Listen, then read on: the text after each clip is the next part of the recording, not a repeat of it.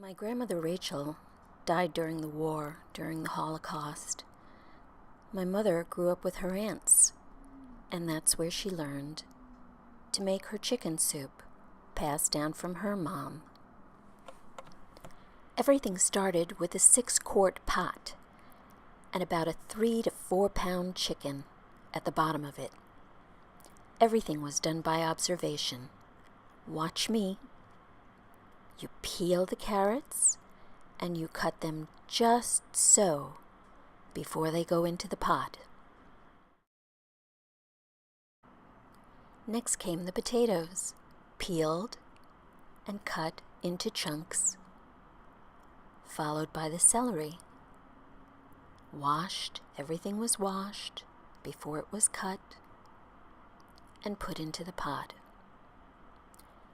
The onions, 2 small ones or 1 big one, but they were all cut into 4 before they went into the pot.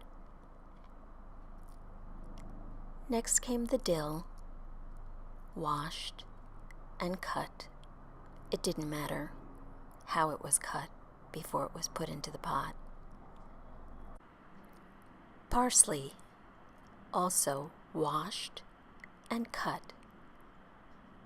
Just about a handful before it was put into the pot. After all the ingredients were in, we filled the pot with water, practically to the top, leaving 1/4 inch before putting in approximately 2 to 3 tablespoons of salt. We brought the whole pot to a boil on a high flame.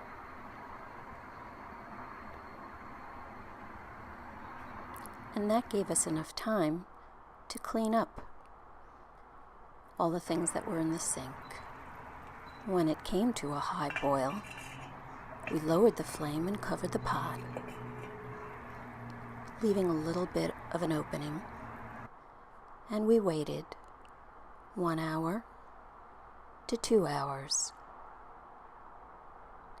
When it was done, we shut the flame off and let the pot cool off with the chicken inside. When it was cool enough to touch, we would separate the chicken out of the pot and let everything cool off with the chicken outside the pot. Next, we take the chicken off the bone and put it back into the soup. After it's all done, we put it into the refrigerator to cool. When we take the pot of chicken soup out of the refrigerator the next day, it has a layer of fat on top. We skim it as best we can, leaving some of the fat inside, but taking a lot of it off.